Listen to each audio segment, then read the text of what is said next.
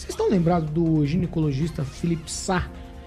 Ele é réu por abusar sexualmente de 42 mulheres. Ele estava preso preventivamente no Complexo Médico Penal em Pinhais, lá na região metropolitana de Curitiba.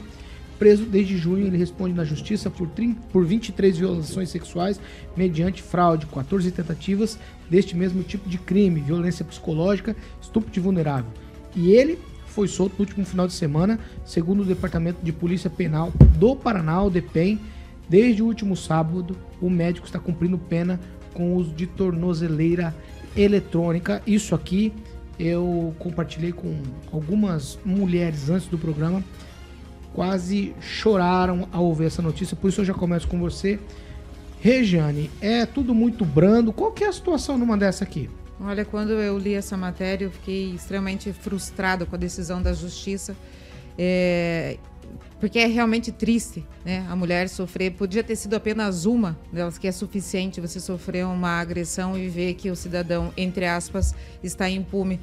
A gente vai ouvir aqui o Dr. Calazans, que vai, eu tenho certeza, nos explicar em relação à lei aí.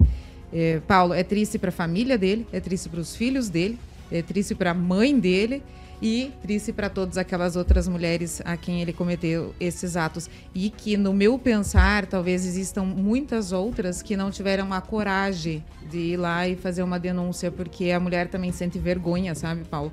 Não é assim simplesmente você ir lá e acusar, você tem que ultrapassar. Expor, né? Exatamente, você tem que ultrapassar muita coisa dentro de você mesmo para você chegar na frente de alguém e contar o que você passou.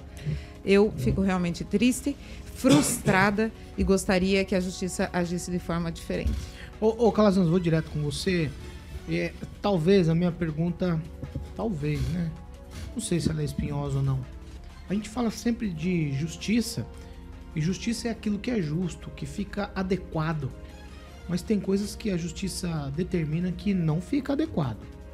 Tem muita coisa, Paulo. Tem que separar o conceito de justiça. Uma coisa é a justiça com J maiúsculo como sinônimo de instituição, né? É o nome, simplesmente isso. É a justiça, é sinônimo de poder judiciário, sinônimo de magistratura, sinônimo de juízes.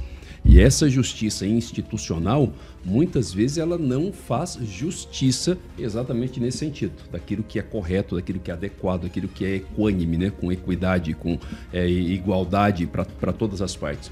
E quando se trata de questões estatais, tem um fator que é o seguinte, que é a legitimidade do Estado, a coercitividade do Estado. A norma coercitiva é aquela que causa medo nas pessoas antes dela ser cumprida. Isso se chama coercitividade, ou seja, o suposto bandido, o bandido em potencial, ele deixa de cometer um crime porque ele tem medo daquela lei, da aplicação daquela lei, porque ele sabe que vai ser punido. E quando se tem um bandido dessa natureza, que está comprovado que cometeu crimes tão bárbaros, você imagine uma mulher que procura um ginecologista, já deve ser muito constrangedor. Eu fico imaginando. Já não deve ser fácil para a mulher se submeter a atividades desse tipo, a exames dessa natureza. Tem que criar uma relação de confiança, tem que se sentir acolhida ali naquele ambiente. E a pessoa se aproveitar daquele momento de fragilidade. E esse médico, inclusive, dizia que fazia hipnose. Ou seja, ele criava um vínculo de dependência emocional com as mulheres. Mulheres naturalmente abaladas, confiando num profissional. As mulheres psicologicamente se entregavam numa relação de confiança e foram abusadas. Não tem lógica um negócio desse. E aí o Poder Judiciário vai lá e determina a soltura de um cidadão desse, retira completamente a legitimidade, a coercitividade. É um recado de impunidade, é um recado para a bandidagem continuar cometendo o crime, porque tem moleza na punição. É um verdadeiro absurdo o que foi feito na soltura desse médico. Edivaldo Magro. Ô Paulo, nós temos a razoada justificativa do juiz, o nome do juiz que autorizou essa... Não, essa informação eu procurei por todo mundo. Seria importante a gente entender, porque, obviamente, ele tomou a decisão à luz da lei, né? Então, amparado na lei, então a gente tem que decidir como a gente aplica a lei. Eu, por circunstância... Porque a prisão dele era preventiva, tá? Exatamente, mas são 42 pessoas, né? 42 é isso. Exato. 42 pessoas. Isso que apareceu, né? Como bem disse a Regiane, que precisa ter coragem, né, para fazer esse depoimento. Eu, por circunstância, convivi com esse médico, eu fiz um trabalho pro Novo, eu tinha uma convivência de certa proximidade com ele, e jamais ocorreu-me, acho que é ninguém que por trás daquela imagem bastante simpática até, uma pessoa cordial, né, cordata, simpática, tivesse alguém fazendo esse tipo cometendo esse volume imenso de crimes, né? E o pior, como bem Calazans relatou, ele usava de técnicas muito específicas, né? Isso é um poder, né? Esse poder machista do homem, profissional até, de manipulação para cometer esses crimes. E teve a coragem de uma mulher que puxou a pena e veio o galinheiro inteiro para expor essa situação. E tem um problema, Paulo, que é a questão da tornozeleira. É muito medíocre o controle que se faz da tornozeleira. Essa que é a grande verdade. A gente já teve, inclusive, em Maringá, acho que um homicídio, que a pessoa estava usando tornozeleira eletrônica, acho que foi no WD, ali no entorno, uma festa de fim de ano, de um Réveillon. Não sei se confirmada a morte, aí realmente aconteceu, mas teve uma treta lá grave, e apenas uma ou duas pessoas estavam com tornozeleira eletrônica. Eu não sei exatamente como é feito o controle da tornozeleira eletrônica, sinceramente. Porque as pessoas, né, você vê até em bar, de vez em quando você vê pessoa que não deveria estar ali, Sim. Ele está com a tornozeleira eletrônica. E é muito comum isso. Parece até um objeto de ostentação. Exatamente. Né? Aliás, recentemente teve um caso que a molecada botou o tornozeleira eletrônica. Eu tinha um companheiro de academia. Eu tinha um companheiro de academia. Todo dia do meu lado, na academia, ele ia com a tornozeleira eletrônica, malhar, praticar atividade física, entendeu? Ficava todo mundo de olho ali, mas enfim. Então, essas coisas. Então, é de repudiar essa atitude, deixar esse sujeito. Vou deixar claro que, infelizmente, ele está ao abrigo da lei. A decisão desse juiz é baseada em algum argumento legal. Mas sempre a decisão do juiz não precisa necessariamente, né, o Calazans, ser a base da lei, rigorosamente a luz da lei.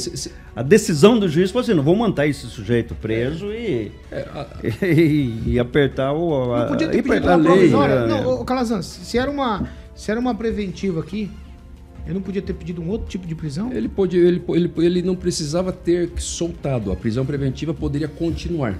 Entendeu? Poderia continuar. A rapaziada de 8 de janeiro está presa preventivamente até agora. Você tem várias prisões preventivas que perduram, né? Porque existe um fator que permeia as decisões judiciais, que é o fator de equidade, né? Que é um fator subjetivo que o juiz ele tem que decidir com equidade na aplicação da lei. Ou seja, ele vai conferir para a lei uma interpretação que seja adequada para aquele caso. Na situação do direito penal, quando você tem crimes tão bárbaros como esse, crimes comprovados, não tem prejuízo para o processo, para a pena, que ele cumpra a pena, Paulo. Entendeu? Por quê? Já tem, os crimes estão comprovados, não tem prejuízo para a defesa dele, inclusive, porque esse tempo que ele fica preso preventivamente, depois, quando sair a condenação dele em definitivo, ele vai ser descontado a pena. Ele não vai começar do zero. Se ele ficar 2 anos preso, depois ele pega lá 15, 20, 30 anos, vai descontar aquele período. Então, considerando que nesse processo já tem grandes elementos que demonstram a procedência da acusação, não tem razão para soltura. Entendeu? Muito pelo contrário. Aí, isso, só para encerrar, é a questão que eu sempre falo, inclusive falo para meus alunos de direito constitucional. É o recado que o Estado passa. Qual que é o recado que o Estado, o poder público está passando? Está passando o recado da impunidade. Está passando, exatamente, está passando o recado de que o crime compensa. A prisão preventiva ela não pode perdurar. Jamais, quando você não tem elementos tão concretos que demonstram de fato a procedência da acusação. Quando você tem dúvida, será que esse réu aí não vai conseguir provar que ele é inocente? Então, nesse caso, você não pode jamais antecipar a pena de um cidadão. Mas não é o caso desse médico.